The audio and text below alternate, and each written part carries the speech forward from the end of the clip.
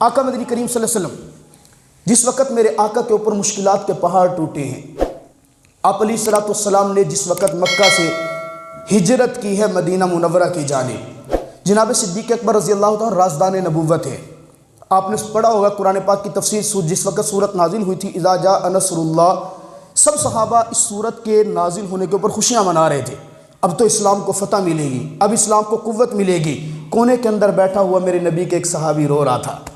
سب نے آ کے پوچھا آپ کیوں رو رہے ہو؟ وہ رونے والے جناب ابوبکر صدیق تھے۔ کہنے لگے اے میرے پیغمبر کے صحابہ، تم تو اذا جاء نصر اللہ اس سورت کے نازل ہونے پر خوشیاں منا رہے ہو، تم تو خوشیاں منا رہے ہو کہ اسلام پھیلے گا، لوگ جوک در جوک داخل ہوں گے، دین اسلام بلند ہوگا، لیکن تمہیں نہیں پتا پیغمبر جب آتا ہے وہ دین کو بلند کرنے کے لیے آتا ہے۔ اس صورت کے اندر میرا اللہ فرما رہا ہے جب دین بلند ہو جائے گا پھر میرے محمد کو دنیا میں رہنے کی ضرورت نہیں ہے۔ تمہیں تو صرف خوشی محسوس ہو رہی ہے، مجھے غم ہے میرے آقا سے جدا ہونے کا۔ میں عرض کروں،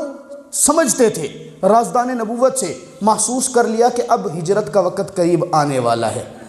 اب ہجرت سے پہلے تیاریاں شروع کر دی، 2 اونٹنیاں تیار کر لی۔ آپ علیہ الصلوۃ والسلام دوپہر کے وقت گھر کے اندر آئے اور آ کر بتایا صدیق آج رات کو جانا ہے، ہجرت کا حکم آ گیا ہے۔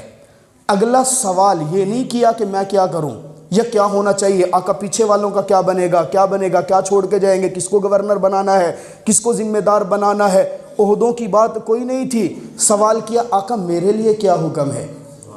اس سوال کے اندر پوچھنا یہ چاہ رہے تھے آقا میں تو دلی طور پہ چاہتا ہوں کہ آپ کے ساتھ ہوں، مجھے آپ کی خدمت ملے، آقا کیا حکم ہے؟ آقا فرماتے ہیں صدیق میرے رب نے حکم دیا ساتھ لے جانا ہے تو صدیق کو لے جانا ہے۔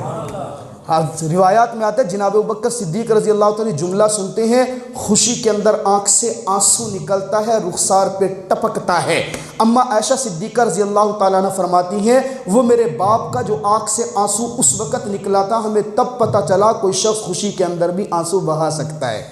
تیاری کر لی، رات کا وقت ہے۔ علماء نے لکھا میرا اللہ کبھی آپ کو اور مجھے لے جائے نا میرا اللہ کبھی آپ کو اور مجھے لے جائے، وہ جو مقام مکہ کے اندر جناب ابوبکر صدیق رضی اللہ تعالیٰ عنہ کے گھر کا تھا، ذرا تصور کے اندر ڈوب کے سوچیں تو صحیح، رات کا وہ پہر کیا ہوگا، اندھیرا چھایا ہوا ہوگا، میرے پیغمبر کائنات کے سردار امام الانبیاء مقصود کائنات چل کر صدیق کے دروازے پہ آئے، آ کر دستک دی، صدیق موجود ہے، میرے اللہ نے کبھی جانے کی توفیق دینا، خدا کی قسم ایمان کے اندر ڈوب کر ذرا اس دروازے کے قریب کھڑے ہو کر سوچنا اللہ دنیا بھی موجود ہے، اللہ دروازے کی جگہ بھی موجود ہے، اللہ اس جگہ پر آ کر تیرے پیغمبر نے دستک دی تھی، اللہ آج نہ وہ دستک دینے والا زمین پر ہے نہ کنڈی کھولنے والا زمین پر ہے، ربا وہ کیا منظر ہوگا جب میرے آقا نے آ کر دستک دی، صدیق دروازے پہ پہلے سے کھڑے ہیں،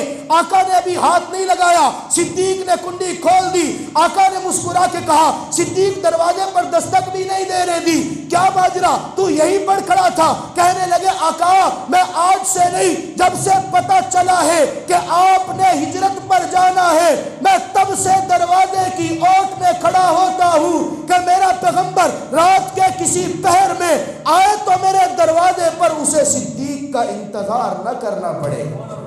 آقا میں تو تیار تھا، کہا نکلتے ہیں، نکل پڑے۔ اب نقشہ کھینچا مورخ نے، سیرت لکھنے والے نے، لکھنے والا سیرت لکھتا ہے، خدا کی قسم عشق و مستی میں ڈوب کے جب بندہ پڑھتا ہے نا، ممکن ہی نہیں ہے دل میں ایمان ہو تو آنکھ سے آنسو نہ نکلے۔ کسی کے دل میں ایمان ہی نہ ہو تو ایک الگ معاملہ ہے، کسی کو محبت ہی نہ ہو تو اس کا تو نہیں کچھ کر سکتے نا، ورنہ جس کے دل میں عقیدت ہے، جس کے دل میں ایمان ہے،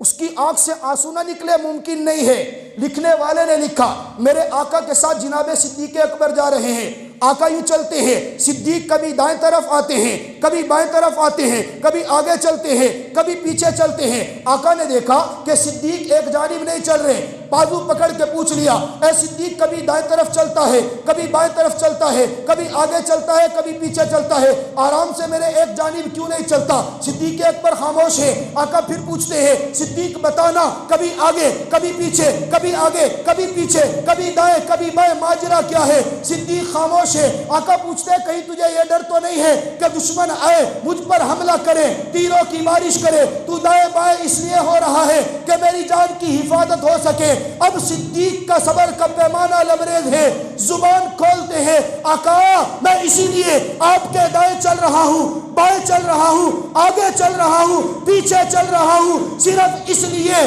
کہ اس وقت ساتھ میں ہوں، نبوت کی حفاظت میرے ذمے ہے، آقا آپ سے محبت ایمانی غیرت کا تقاضا ہے، چلتے ہوئے اگر کوئی کافر حملہ کرے تیر صدیق کے سینے پہ لگے، محمد عربی کو نقصان نہ ہو۔ یہ صدیق عربی، صدیق اکبر جناب محمد عربی صلی اللہ علیہ وسلم سے محبت کرتے ہیں، پورے گھرانے کو قربان۔ اب آئے تھے نا جس وقت آپ علیہ السلام پیغام دینے کے لیے کہ رات کو چلنا ہے، آپ علیہ السلام نے فرمایا تخلیہ، علیحدگی اختیار کرو نا، ذرا علیحدگی میں بات کرتے ہیں۔ حضرت بکر صدیق رضی اللہ عنہ مسکرا کے فرمانے، یا رسول اللہ اہلی و اہلکا، آقا میرے گھر والے آپ ہی کے تو گھر والے ہیں، ان سے کیا پردہ؟ کہا صدیق کیا کہہ رہے ہو؟ آقا پریشان ہونے کی ضرورت نہیں، بیٹیاں میری ہیں قربان آپ پر ہو جائیں گی، آقا گھرانہ میرا ہے قربان آپ پر ہو جائے گا، پریشان ہونے کی ضرورت نہیں، بات کیجئے۔ اور خدا کی قسم پھر چشم فلک نے وہ نظارہ دیکھا ہے، جناب صدیق اکبر رضی اللہ تعالیٰ عنہ میرے آقا کے ساتھ جس وقت اس پہاڑ کے قریب پہنچے، 6000 فٹ پر وہ پہاڑ ہے، چلتے چلتے میرے آقا تھکے ہیں، ذرا چشمے تصور میں ڈوب کر تو سوچ، میرے آقا کو، نبوت کو صدیق اکبر نے کندھوں پہ اٹھایا، کندھے پہ بیٹھنے والا بندہ آرام سے نہیں، آرام سے نہیں بیٹھتا، اب بیٹھنے کا عالم کیا ہوتا ہے؟ میرے آقا کی دونوں ٹانگیں یوں ہوں گی نا، میرے آقا کی دونوں ٹانگیں صدیق اکبر کے سینے پہ لگی ہوں گی، اور میں قربان کیوں نہ جاؤں اس سینے کے اوپر جس سینے پہ میرے پیغمبر کے پیر لگے ہیں، اور جبریل کو بھی اجازت نہیں ہے میرے پیغمبر کو ہاتھ ہلا کے لگا کے اٹھا دے، جبریل کو بھی رب حکم دیتا ہے جگانا ہے، میرے پیغمبر کی تلیاں چوم کے جگانا، تلیاں چومے بغیر پیغمبر کو جگانا نہیں۔ ہائے صدیق تیرے مقدر پہ میرے پیغمبر کے پاؤں تیرے سینے کے اوپر لٹک رہے ہیں، آقا بیٹھے ہوں گے، میرے آقا نے اپنے دونوں ہاتھوں سے صدیق کا سر مضبوطی سے پکڑا ہوگا نا، صدیق کا پورا بدن میرے آقا کے پورے قبضے میں، پورا وجود صدیق کے وجود پر، صدیق کا سر پیغمبر کے قبضے میں، میرے آقا کے پاؤں مبارک صدیق کے سینے کے اوپر، اور سوچ تو صحیح جس کا سر پیغمبر کے قبضے میں، جس کے سینے پہ پیغمبر کے پاؤں ہوں، جس کا وجود پیغمبر کے وجود سے ملا ہو، کیا وہ شخص عام ہو سکتا ہے؟ خدا کی قسم وہ عام نہیں تھا، یہ وہ شخص تھا جس کے لیے میرے رب نے جنتی ہونے کا اعلان کر دیا تھا۔